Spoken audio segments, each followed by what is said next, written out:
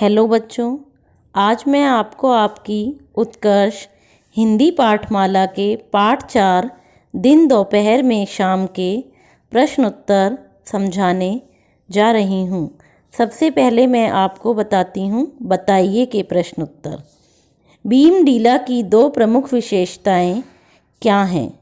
भीमडीला की दो प्रमुख विशेषताएं हैं अरुणाचल का एक प्रशासनिक मुख्यालय और प्रमुख व्यापारिक केंद्र होना। प्रश्न 2, गाड़ियों का काफिला पीछे की तरफ क्यों लौट रहा था?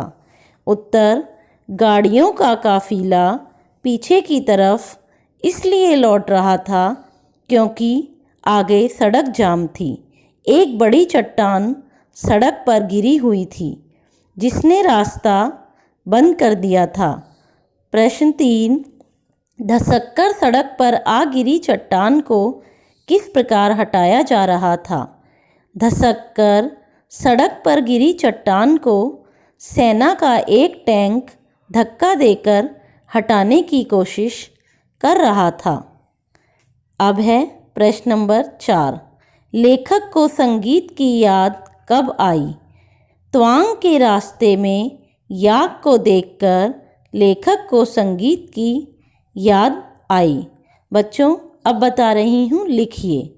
लेखक ने यात्रा कहाँ से आरंभ की? लेखक ने अपनी यात्रा भीमडीला से आरंभ की। प्रश्न 2, मोड़ पर लगी तख्ती पर क्या लिखा था? मोड़ पर लगी तख्ती पर लिखा था फॉग एरिया एंड्स। देश का सबसे बड़ा ड्रैगन कहाँ है? देश का सबसे बड़ा ड्रैगन दिरांग में है। प्रश्न 4, लेखक की आंखें क्या देखने को तरस गई थीं? लेखक की आंखें याक देखने के लिए तरस गई थी। बच्चों, अब मैं पाठ्यांश को पढ़कर पूछे गए प्रश्नों के उत्तर समझाने जा रही हूँ। प्रश्न नंबर 1, सैन्य चौकी में क्या हुआ? सैन्य चौकी में यात्रियों के इनर लाइन परमिट की जांच हुई। प्रश्न 2, तवांग के ऊपर सांस लेने में दिक्कत क्यों होती है? तवांग के ऊपर हवा में ऑक्सीजन की कमी महसूस होने लगती है, इसलिए सांस लेने में दिक्कत होती है। प्रश्न 3, टैक्सी वाले ने किसके बारे में बताया?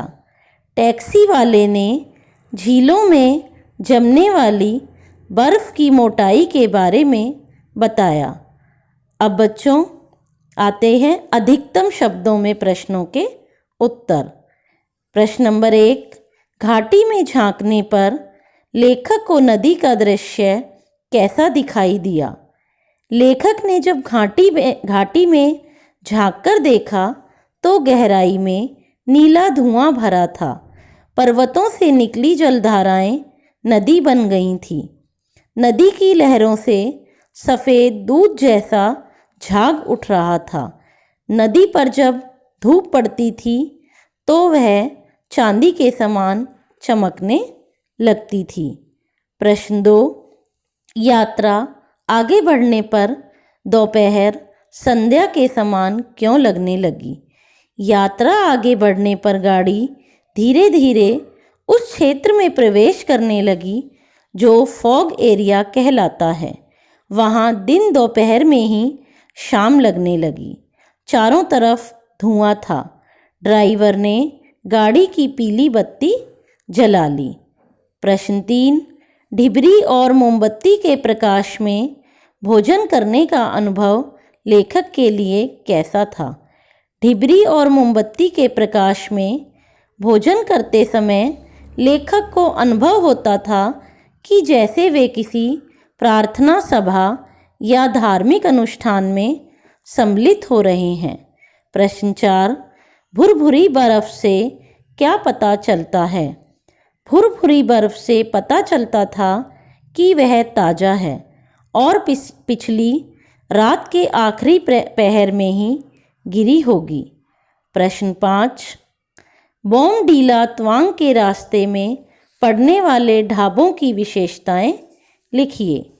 बोमडीला तवांग के रास्ते में पड़ने वाले ढाबों की अनेक विशेषताएं हैं। ढाबे भीतर से काफ़ी साफ सुथरे होते हैं। इनमें भोजन सादा साफ सुथरा मिलता है। भोजन के साथ पीने के लिए और बाद में हाथ धोने के लिए भी गर्म पानी मिलता है। बच्चों, अब मैं इस पाठ के प्रश्नोत्तर समाप्त करती हूँ। आशा करती हूँ आपको यह पसंद आएंगे। धन्यवाद।